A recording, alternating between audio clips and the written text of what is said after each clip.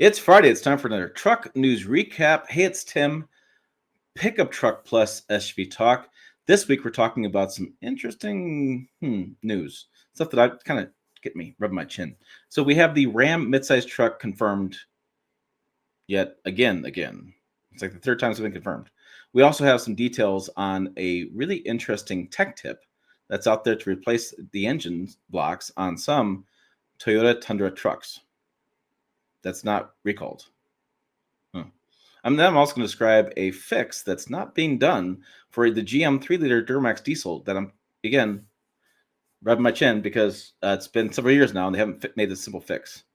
We'll take some more news as well. So sit back, pop top, pour a little something in your coffee. Let's go ahead and get to this details this week for Truck News Recap. So we had the new President Trump is in office, and he met with all the automakers. They've all talked to him.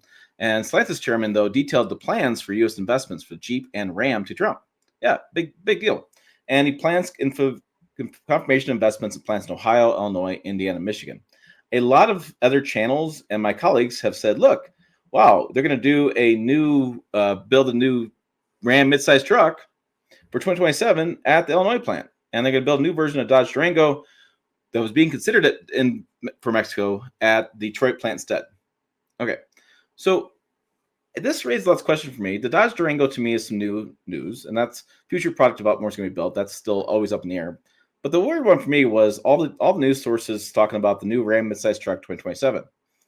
Why is that interesting to me? Well, Biden met with the UAW president last year, or actually 2 years ago, on November 7, 2023, because as part of the UAW agreement to end the strike, they shared the plans that Ram plans to reopen Belvedere Assembly and put a new truck there. So, and Biden was there looking for it. Okay.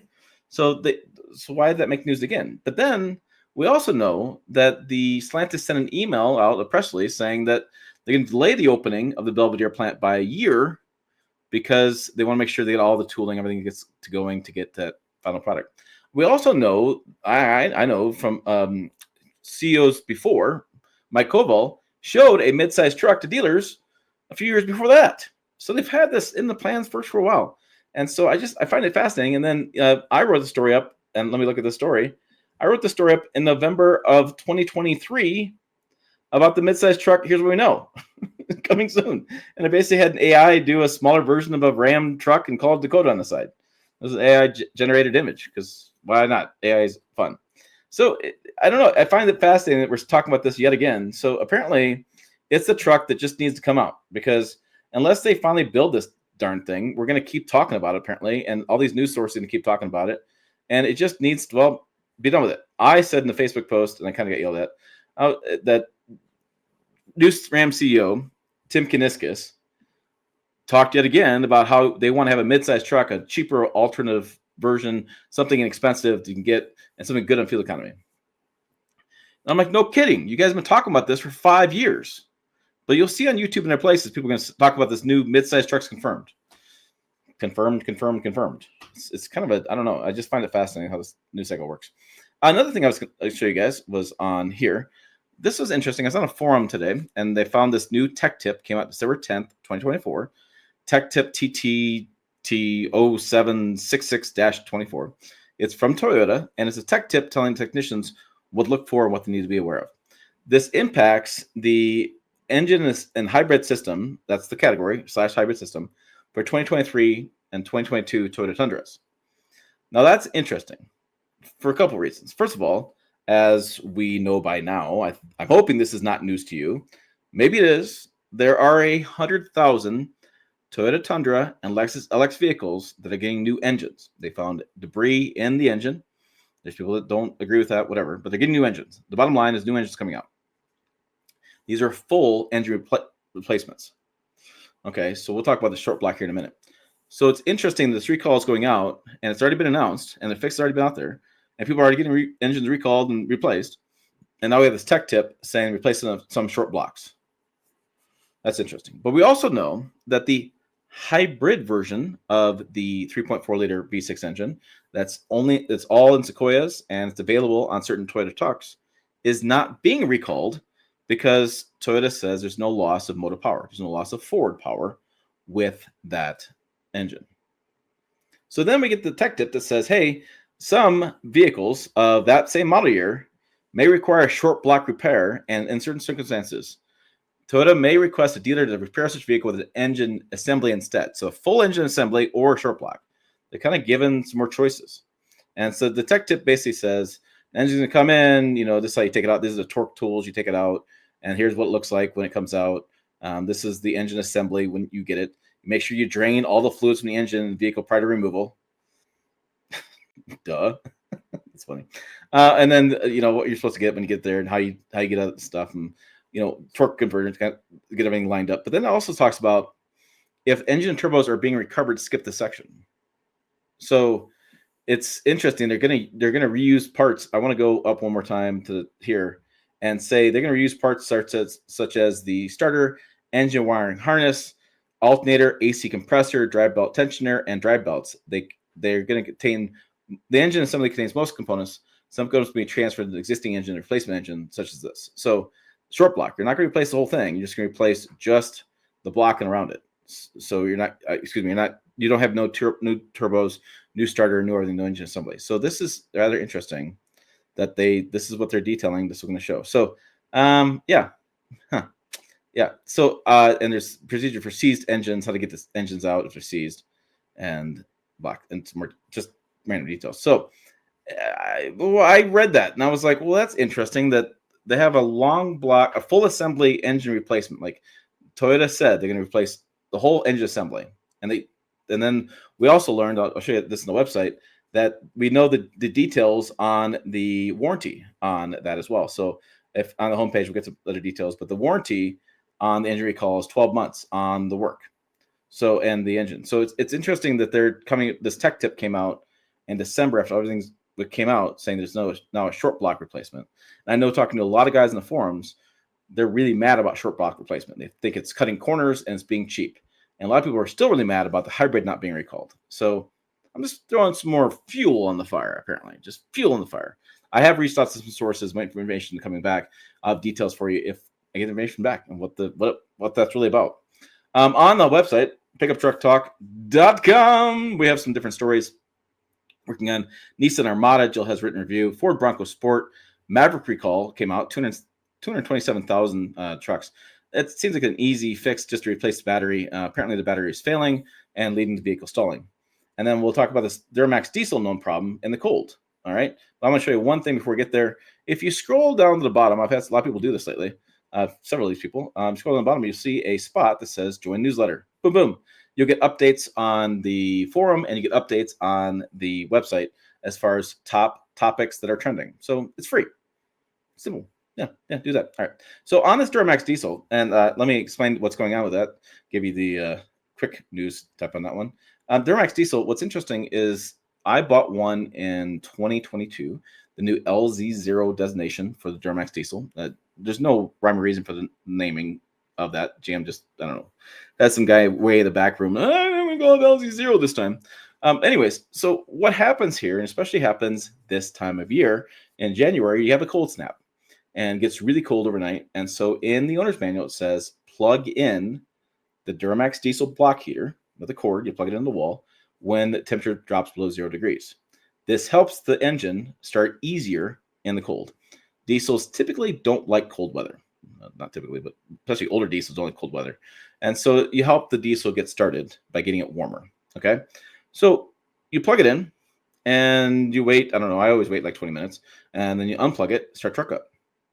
But then you notice something immediately. So if you know about these trucks, like the Sierra, the Silverado 1500, the Chevy Tahoe, the GMC Yukon, the Chevy Suburban, if you know about those trucks, they're all made to be really quiet these days.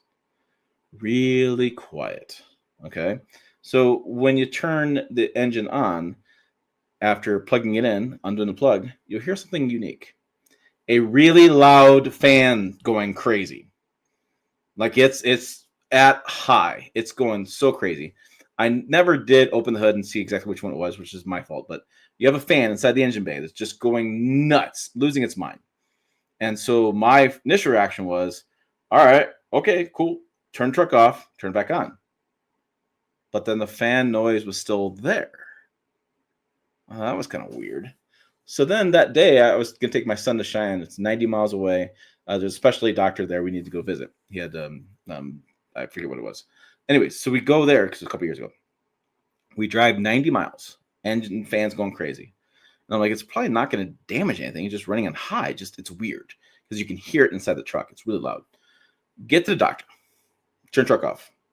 Go inside for an hour. You know, doctors take you forever to get through things. Come back out. Turn truck on. Fan goes like crazy still. Well, that's weird. I turned it off for an hour. Okay, so we go to Sam's Club. Get some groceries. Come back out. Remote start the truck. Fan goes crazy. Go get that. Gas. Turn on, turn it off. Fan goes crazy. Come home, and it's still going crazy. Turn it off. Go inside. Have dinner. Go to bed. Next day, get up. Go outside. Start her up. Fan is fine. Isn't that weird? I thought it was just strange. So I put in a video on the engine. I know GM engineers watch my videos. Put it out there in the video. And I thought, okay, well, it's probably just a software issue or something weird issue. They'll probably just fix that. Well, this week I was flying and doing things, and I was on my phone killing time. And I happened to be on an LZ0 Duramax diesel Facebook group. And owners of brand new trucks were starting to comment about having this issue with the fan running on high. I'm like, it's been over 2 years. It seems like it's an issue they could probably solve. It seems like it's a software issue, something weird going on, but nobody has solved that. And it's going like crazy. And I'm like, I know in Michigan earlier this week, it was like negative temperatures.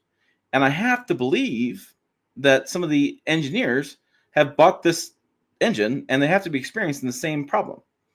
So it's got to be out there. And why has there been all this time and no fix? This is what drives people nuts, because truck buyers, they want to wait a couple years for all the bugs to be worked out.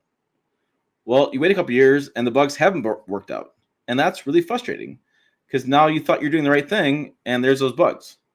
That's why I've always been kind of not a proponent of not buying the first model year, because sometimes things don't change. And sometimes the first model year is actually the better version to get, because then they make changes and make it worse. So I don't know. It's odd to me that's been that long. So I'm taking my big YouTube channel spotlight. I'm shining on this problem yet again, because I think it needs to be addressed, because it's annoying. And the owners have told me on the Facebook groups and things that the only fix they found is undoing like the negative on the battery. And the system then does a full reset, and you put it back on, wait, a minute or so, and then the engine, the fan runs normal speed. Well, when it's negative degrees out and freaking cold, the last thing I want to do is pop the hood and take stuff off. I just want to get in the truck and go. So it's a huge inconvenience issue. So it's not really a safety issue, just inconvenience. And I don't understand why it's been a couple years, nothing's been solved on this. So again, Tim's big spotlight right on that issue as well. Okay, so it's just weird. I don't know what's going on. Then we have, I don't know why I made this so weird. I'll open the screen a bit on the YouTube channel.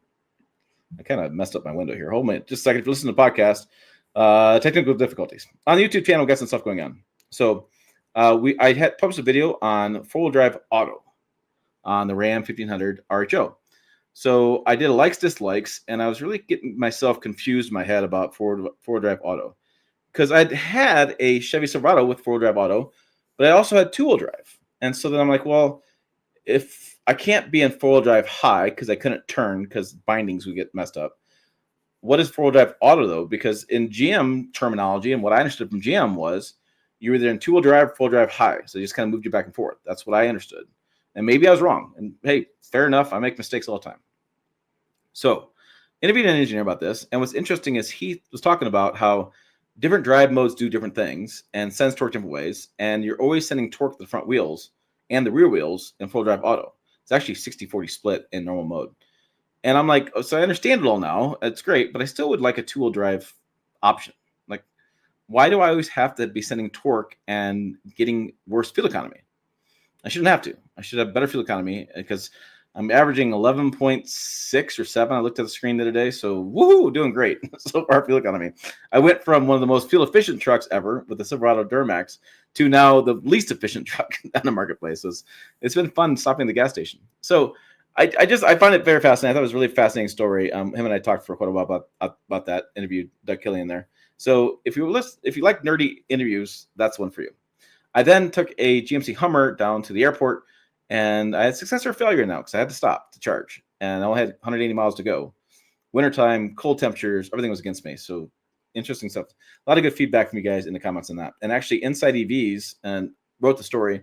And this week, while I was in San Diego driving a new 4Runner, there was a lot of people asking me questions about that. Oh yeah, by the way, 4Runner video next week. Then my wife did her first winter road trip in the new Ford Ranger Lariat that she has, and she really likes that truck. She has a good time with it. But she talked about fuel economy, lights, cold start, warm cabin, and she also had a few things she didn't like. So there'll be a video coming out later on that. She had a really interesting experience, her first time solo with the camera. So be nice on that one. Then Jill did a video on the 2025 Nissan Armada. Did they do enough? I've spent a lot of time thinking about this, whether it's better than Chevy Tahoe or not. I don't know. It's interesting. I think it's more competitive than it has been in years past. And you guys seem like you're liking that video, so it's interesting. It's interesting. I'm not sure where I'm at. I get that in a couple weeks, I think, to drive it. So I'll be curious to know my thoughts after spending time with it. That's how it works. So make sure you check out the website, pickuptrucktalk.com. Hit that newsletter button. You'll on the very bottom, you can sign up a newsletter, and you'll be able to get newsletters from the forum and from the website. Keep them all the latest news topics. Also, make sure you check out the videos channel up over here. Website down below as well, like I said, pickuptrucktalk.com. As always, thanks for watching. I will see you down the road.